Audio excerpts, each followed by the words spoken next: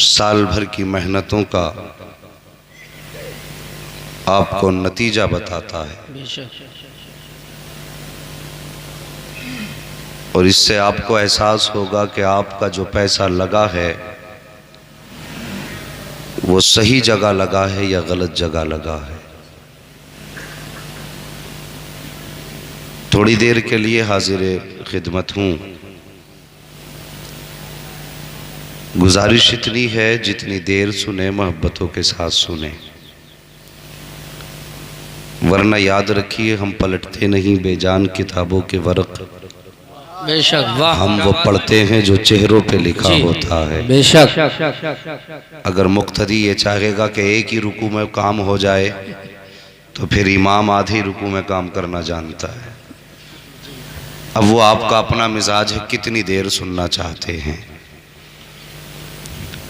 मोहब्बतों की कहानियां इज्जतों के साथ अगर सुनी जाएं तो फिर सुनने में भी मज़ा है और सुनाने में भी मज़ा है। मैं उतना कमाल तो नहीं कर सकता जैसे हमारे भाई फैज़ान निज़ामी साहब और ज़ुबैर रज़ा हस्सानी साहब। मैंने देखा था शुरू में लोगों को खड़ा कर दे रहे थे। मेरी गुजारिश है मेरी तकरीर में कोई खड़ा ना हो, बैठे रहेंगे तो मुझे सुकून मिलेगा, इसलिए कि अब जो खड़ा होगा वो सुभान अल्लाह कहने नहीं खड़ा होगा, अब जो भी खड़ा होगा वो जाने के लिए खड़ा होगा।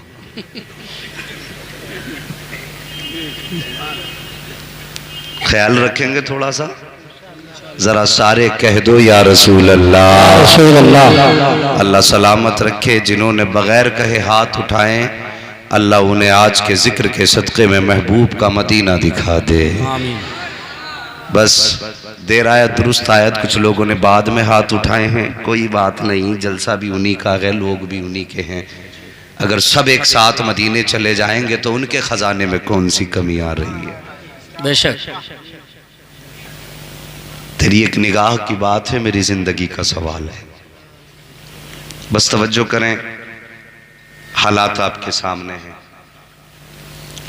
यकीनन हर मुसलमान का दिल टूटा हुआ है। एक बदबख्त की बदबख्ती, उसकी ज़बान दराजी ने पूरी आलम इस्लाम को ऐसे गज़ब में लाके खड़ा कर दिया कि अगर हमारी कौम के 8 साल के बच्चे से पूछो वसीम रिजवी का तू क्या करेगा, तो 8 साल का बच्चा भी कह देगा ला के सामने खड़ा करो, या तो वो जिंदा रहेगा या फिर हम जिंदा रहेंगे। ये एक जुनून है। मैं संजीदगी के साथ ये बात कह दूं, सोशल मीडिया का दौर है, सब सुनेंगे और देखेंगे। जो उसने दावा किया है कि कुरान पाक के अंदर ये 26 आयत ऐसी हैं जो आतंकवाद को बढ़ावा देती हैं, माज़अल्लाह इन आयतों को कुरान से निकाला जाए। और उसने जो फिर बहतान लगाया है हज़रत अबू बकर सिद्दीक़ रज़ी अल्लाह ताला अन्हु की ज़ात पर, हज़रत फ़ारूक़ आज़म की ज़ात पर, हज़रत उस्मान गनी की ज़ात पर, उस बदबख्त को मालूम क्या है कि नबी का अबू बकर तो वो है कि जो गार का भी साथी रहा, मज़ार का भी साथी है। बेशक सुभान अल्लाह सुभान अल्लाह। मगर साहिबो दिल के फपोले जल उठे सीने के दाग से, इस घर को आग लग गई घर के चिराग से। कहीं हमारी भी कुछ न कुछ गलतियां रही हैं, हमारी भी कुछ खामियां हैं। वो मुजरिम है और यकीनन बड़ा मुजरिम है। हम अपने मुल्क की अदलिया से गुजारिश करते हैं कि आतंकवाद को कुरान बढ़ावा नहीं दे रहा है और न कभी दिया है और न कभी देगा। आतंकवाद को ये कुत्ते बढ़ावा दे रहे हैं जो तुम्हारी गोद में बैठे हैं। अगर चाहती हो हिंदुस्तान में अमन कायम रहे तो इस कुत्ते को गोद से उठा के फांसी के फंदे पे लटका दो, भारत में कोई आतंक जन्म नहीं लेगा। ये हमारा मुतालबा है कि इस बदबख्त का ऐसा इलाज किया जाए कि दोबारा कोई भी कुत्ता कुरान के खिलाफ भौंकने की जुर्रत ना करे। और तुमसे भी गुजारिश है, आज से पहले जब भी तुम्हारे सामने इन उलमा का तज़किरा किया गया, मदरसे में पढ़ने वाले तलबा की बातें की गई, किसी ने यह कह दिया ये ज़कात खाते हैं, किसी ने यह कह दिया ये फितरा लेने वाले हैं। तुम्हारे घरों में मैयतें हुई तो तुम्हें मदरसे के बच्चे पहले याद आए, और तुम्हारे घरों में शादी वलीमे हुए तो कोई मदरसे में पूछने वाला भी नहीं है कि तलबा ने खाया कि नहीं खाया। जी बेशक। और जब दुनिया खा के चली जाती है, कोई खबर मदरसे से आती है कि मदरसे के बच्चों को खिलाया गया कि नहीं, तो सर पे हाथ मार के कहते हैं यार इन्हें तो भूल ही गए थे। तीजों में तुम इन्हें आगे रखते हो, वलीमों में पीछे क्यों कर देते हो? क्या इनका मैयार तुम्हारे मेहमानों के मैयार से नीचा है, या ये औकात में उन लोगों से कम है जो तुम्हारे दस्तरखान पे आकर के पेट भर के खा के चले जाते हैं, या इनकी औकात उनसे कम है कि जिन्हें न खाने का शऊर न पीने का सलीका, और फिर हमने इन्हें पीछे क्यों कर दिया? पहले हम ही ने इनको रुसवा करने की कोशिश की। आज जब कुरान से आयतें निकालने की बात आई है, पहली बात तो यह है कायनात में किसी की मां ने इतना दूध नहीं पिलाया जो आयत तो बड़ी बात है कुरान का नुक्ता हिला सके। बेशक सुभान अल्लाह बेशक। मगर अगर फर्ज कर लो अगर कुरान की कोई आयत कम हो गई या कोई रुकू कुरान पाक का कम कर दिया गया, तो मैं आपसे पूछना चाहता हूं किसके दरवाजे पे जाओगे कुरान की उस आयत का पता लेने? कौन तुम्हें बताएगा कि कौन सा जबर हटाया गया, कहां का जेर? तो हमारी हालत तो यह है हमें देख के कुरान पढ़ना नहीं आता जी, तो हम कुरान के जेर जबर का पता कैसे लगाएंगे? और साहिब जब ये दिन आएगा तो जिनको आज हम कोई इज्जत और वैल्यू नहीं देते, कल इन्हीं की चौखट पे आके कदम पकड़ के कहोगे वो 8 साल के हाफिज कुरान हमें कुरान की वो आयत समझा दे जिस आयत के बारे में शक किया जा रहा है कि यहाँ का नुक्ता हटाया गया या यहाँ का जबर हटाया गया है। और साहिब इनकी कदर को समझो, अल्लाह ने इनके सीनों को कुरान के लिए आलमे अरवाह ही में चुन लिया था, और हाफिज वही बनेंगे जिनका सिलेक्शन आलमे अरवाह में रब ने कर लिया था। हाँ साहिब, अल्लाह ने ये जुज़दान कुरान के लिए चुने हैं, और दुनिया के अंदर किसी में अब इतनी ताकत नहीं है जो कुरान की एक हरकत को बदल सके। आओ तुम्हें बरेली की एक तारीख उठा के दिखा दूं।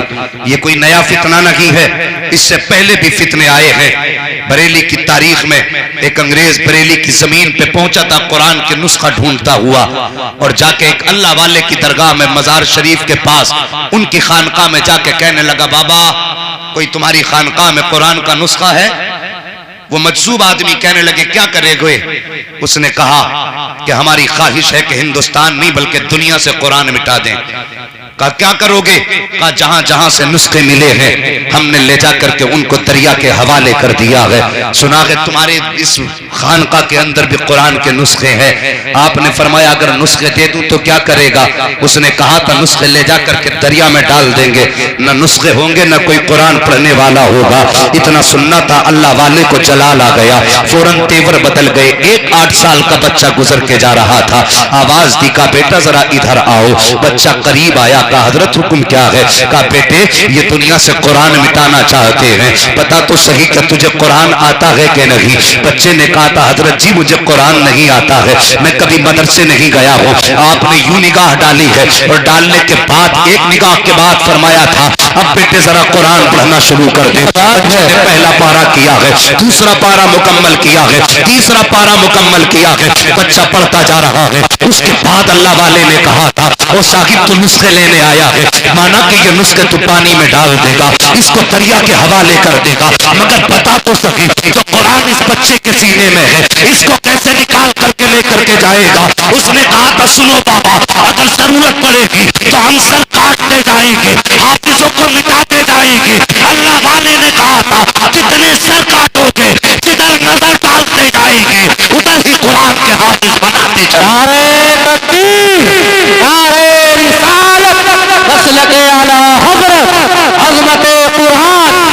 सुभान अल्लाह, सुभान अल्लाह, माशाअल्लाह। साकिब अब हवाएं खुद करेंगी रोशनी का फैसला, जिस दिए में तेल होगा वो दिया रह जाएगा, और शाखों से टूट जाएं वो पत्ते नहीं हैं हम, शाखों से टूट जाएं वो पत्ते नहीं हैं हम।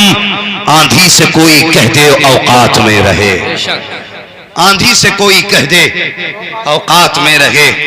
आज दुनिया कुरान को मिटाने की बात कर रही है, लेकिन हमें शऊर आया, हमने कुछ होश के नाखून लिए नहीं। अभी जलसा है, रात भर वाह वाह होगी, कोई कहेगा शायर अच्छा था, कोई कहेगा खतीब अच्छा था, कोई कहेगा इतने फारिग हो गए। जब सुबह का सूरज निकलेगा जहां थे कल वहीं खड़े रह जाएंगे।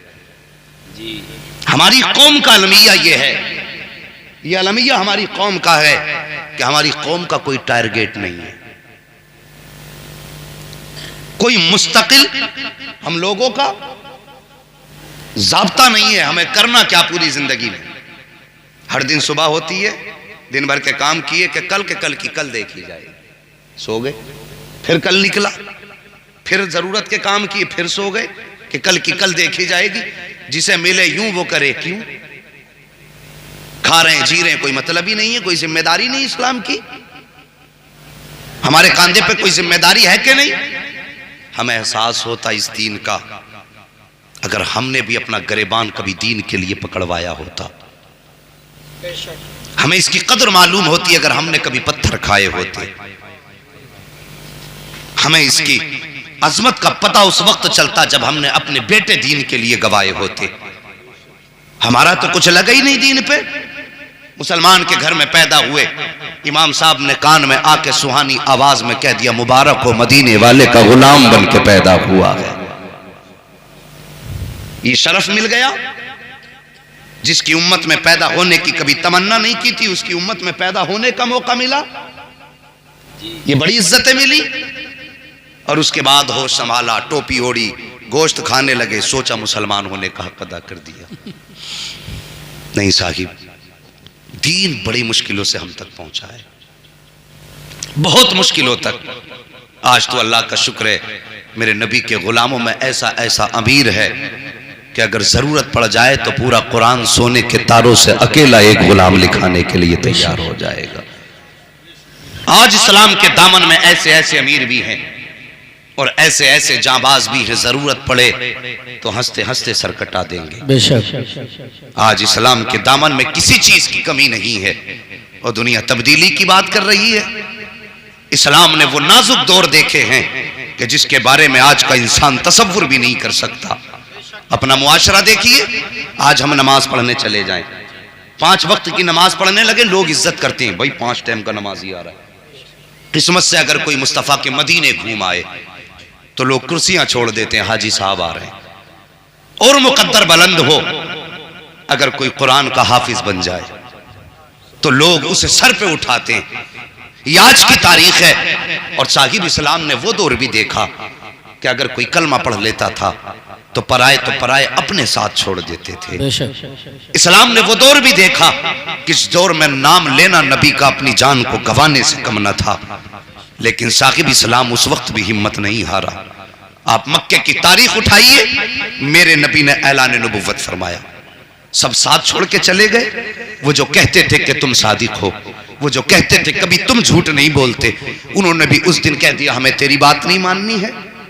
और जो नबी को अमानतदार समझते थे, उन्होंने भी कह दिया कि तुम्हारे इरादे दुरुस्त नहीं है। हाँ साहिब, जब सब छोड़ के गए तो एक 10 साल का बच्चा खड़ा रह गया था। उस 10 साल के बच्चे ने दिल पे हाथ रख के कहा था, महबूब तन्हाई महसूस मत करना, कोई साथ न दे, ये अली हमेशा तेरा साथ दे।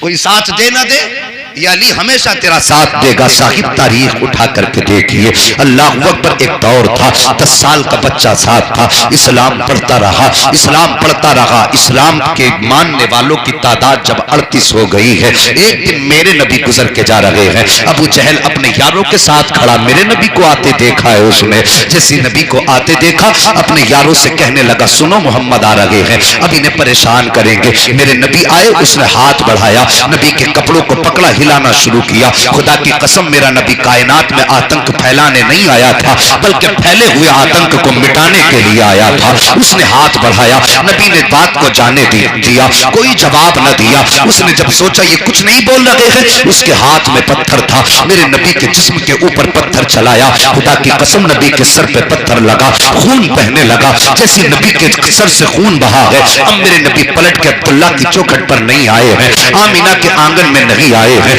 बल्कि सीधा रुख किया है हरम शरीफ की तरफ चले जाते हैं और गए हैं खाने काबा के अंदर, सजदे में सर रखा है, रोते जा रहे हैं, अपना दर्द अपने रब से बयान करते जा रहे हैं। अल्लाह अकबर, मेरे नबी हरम शरीफ में आए हैं। इधर मेरे नबी के शफीक चचा जो अभी ईमान नहीं लाए हैं, हजरत अमीर हमजा एक शिकार से वापस आ रहे हैं। जैसे शिकार से वापस आते थे आप, आपके चलने का अंदाज अलग होता था, यूं बाजू फैलाते इतरा इतरा के चला करते थे। आप गली में निकल के जा रहे हैं, दो बातियां खड़ी हैं, कनीज देख के कहने लगी, अगर इसे पता चल जाता कि इसके भतीजे के साथ क्या किया गया है, तो ये इस तरह इतरा करके न चलता, इस तरह अकल करके न चलता। इतना सुन्नत अमीर हमजा के कदम ठहर जाते हैं। जैसे कदम ठहरे हैं, आप फरमाते हैं, कहना क्या चाहती हो? क्या तुम्हें पता नहीं है, आज तुम्हारे भतीजे को अबू जहल ने पत्थर से मारा है। इतना सुनना था, आपने घर का रास्ता छोड़ दिया है और उधर गए जिधर अबू जहल बैठा हुआ था। जाकर के आपने अपनी कमान संभाली और अबू जहल के सर पे जोर से दे मारी। इतनी जोर से कमान मारी है कि उसका सर फटा, खून बहने लगा।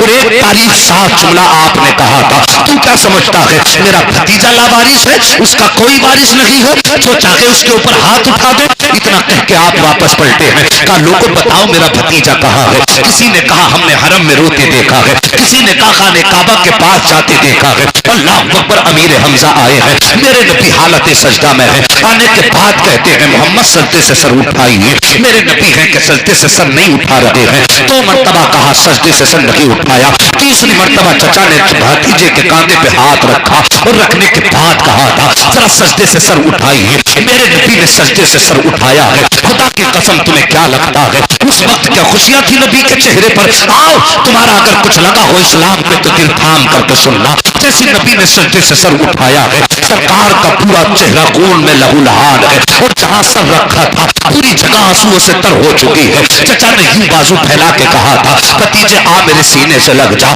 जैसे इतना कहा था, मेरे नबी ने फरमाया, मुअर्रिखीन लिखते हैं, आक़ा करीम ने फरमाया था, चचा आज मेरा कोई चचा नहीं है। अगर आज मेरे वालिद अब्दुल्ला होते तो मक्के में किसी की हिम्मत ना थी जो मेरी तरफ नजर उठा के देख पाता। अगर आज मेरी माँ आमीना होती तो मैं तन्हा हरम में आंसू ना बहाता। हजरत मीर हमजा की आंख निकल जाती है, जबरदस्ती सरकार को सीने से लगाया है। उसके बाद कहते हैं, भतीजे खुश हो जा, मैं तेरा बदला लेकर के आ गया हूँ। आओ आतंकवाद कहने वालों, इस्लाम की तारीख को आतंक में बदलने वालों, ये मेरे नबी का तारीख साफ जुमला सुनो। जैसे मीर हमजा ने कहा था, भतीजे में बदला लेकर के आया हूँ, मेरे नबी ने फरमाया था, चचा मैं बदले से राजी नहीं होता हूँ। कहा, बेटे फिर कैसे राजी होगे? अल्लाह अकबर, उस दिन मीर हमजा का मुकद्दर औज पर था, ये क्या बैठे, फिर बताओ कैसे राजी होगे? इतना सुनना था। मेरे नबी फरमाते हैं, चचा जिस रब की इबादत मैं करता हूँ तुम भी उस रब की इबादत करो। अगर वो रब राजी हो जाएगा, मदीने वाला मोहम्मद राजी हो। नारे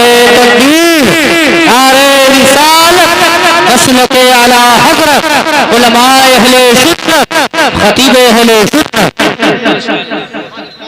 साहिब कद्र कर लो, इनकी वाले हैं, बड़ी मुश्किल से दीन हम तक पहुंचा गए। इतना सुना चचा फौरन आगे बढ़े हैं। लहजे देखिए कितनी तेज बदले हैं। ईमान नहीं लाए तो भतीजा कह रहे थे, जैसे ईमान लाए हैं जबान पे आता है या रसूल अल्लाह। अब अपना बना लीजिए। अल्लाह अकबर, ईमान लाते ही लहजे बदल गए हैं। जैसे मेरे नबी के शफीक चचा ईमान लाए, सरकार अपनी जगह से फौरन हटे और जाके खाने काबा का गिलाफ पकड़ा और सीने से लगा के कहने लगे, या अल्लाह तूने इस्लाम को एक शेर तो दे दिया है, दूसरा शेर भी अता फरमा दे। सुभान अल्लाह। साहिब ये इस्लाम की तारीख है। या अल्लाह एक शेर तो दे दिया है, दूसरा शेर भी दे दे। वो दूसरा शेर कौन है? हाथ उठ गए नबुव्वत वाले और कहने लगे, या अल्लाह या तो अमर इब्ने हशाम दे दे या उमर इब्ने खत्ताब दे दे। मुकद्दर बुलंद था हजरत उमर का। जिस दिन ये दुआ मेरे नबी ने मांगी वो दिन बुध का था।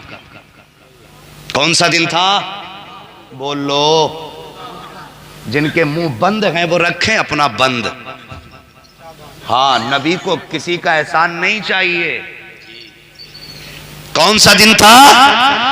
बुध का दिन। अल्लाह सलामत रखे। अब बोले ना बोले। बुध का दिन अमीर हमजा ईमान लाए। मक्के में बातें होने लगी। कहने लगे, अब इस्लाम कैसे रोका जाए? अब तो हमजा भी ईमान ले आए और अमीर हमजा की बहादुरी के आगे किसी में दम था कि टिक जाता?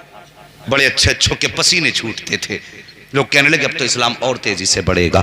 बातें होने लगी मक्के के घर घर में बातें हैं। दीन कैसे रोका जाए, दीन कैसे रोका जाए, इस्लाम के बढ़ते कदमों को कैसे रोका जाए। हर घर में ये बातें हो रही। एक घर के अंदर 26 साला जवान है, नाम उमर है, अपने घर के चक्कर लगा रहा है, सोच रहा है इस्लाम के बढ़ते कदमों को कैसे रोका जाए। फिर दिल ही दिल में फैसला किया, इस्लाम को ऐसे नहीं रोका जा सकता, चलो आज बानिए इस्लाम ही का काम तमाम कर देते हैं। फिर ख्याल आया, कौन है जो बानिए इस्लाम का सर कलम करेगा? ये सोच करके फिर आप सोचने लगे, किसी में हिम्मत नहीं है। फिर फैसला किया, उमर चल खुद चल के सर कलम कर दे। अल्लाह अकबर, ये सोच के घर से निकले हैं। साहिब मक्के की गर्मी बड़ी सख्त थी। जब लोग चला करते थे ना तो दीवार से लग के चला करते थे, उसके साए से चिपक के चला करते थे ताकि सूरज की गर्मी से बच सके। लेकिन आज उमर का गुस्सा इतना था कि दीवार से लग के नहीं चल रहे हैं, बल्कि बीच राह में हाथ में तलवार लिए जा रहे हैं। रास्ते में नबी के गुलाम से मुलाकात हो जाती है। जिससे मुलाकात हुई, कहने लगा, उमर किधर जा रहे हो?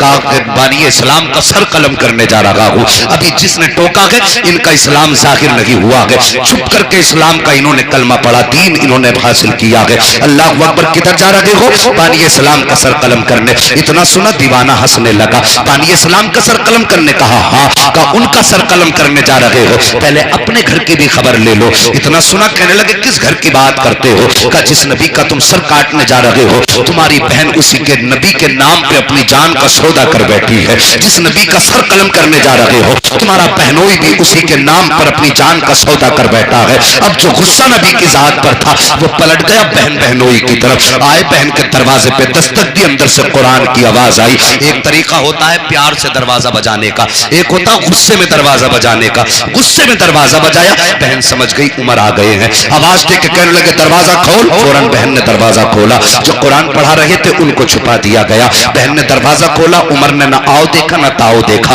बहन पे वार शुरू कर दिए, मारना शुरू किया। बहन पिटती जा रही है, नबी नबी की सदाएं लगाती जा रही है, पिटती जा रही है। आखिर में जब खून बहने लगा, बहन ने कहा था उमर जैसी, इतना कहा उमर, हजरत उमर के हाथ थम जाते हैं। हजरत उमर सोच रहे थे शायद अब मुझसे कर्म की भीख मांगेगी, ये कहेगी उमर रहम कर दे, जो तू कहेगा वो होगा। लेकिन हैरत न रही उमर को। अल्लाह अकबर, आलम अजीब था। जैसी हाथ उमर के रुके हैं, हजरत उमर की बहन ने कहा था, उमर क्या समझ रहे हो, क्या तुमसे मैं अपने ऊपर कर्म की भीख मांगूंगी? कहा कि फिर क्यों रोका गया है? तब हजरत उमर की बहन ने कहा था, सुनो उमर, तुम भी खत्ताब के बेटे हो, मैं भी खत्ताब की बेटी हूँ। तुम उमर इब्ने खत्ताब हो, मैं फातिमा बिन्ते खत्ताब हूँ। अगर जुर्रत तुम्हें आती है तो जुर्रत मुझे भी आती है। अगर तुमने ये सोचा है कि उस वक्त तक मारूंगा जब तक दामन नहीं छोड़ेगी, तो मेरा भी ये फैसला है, जान दे सकती हूँ, दिया हुआ ईमान।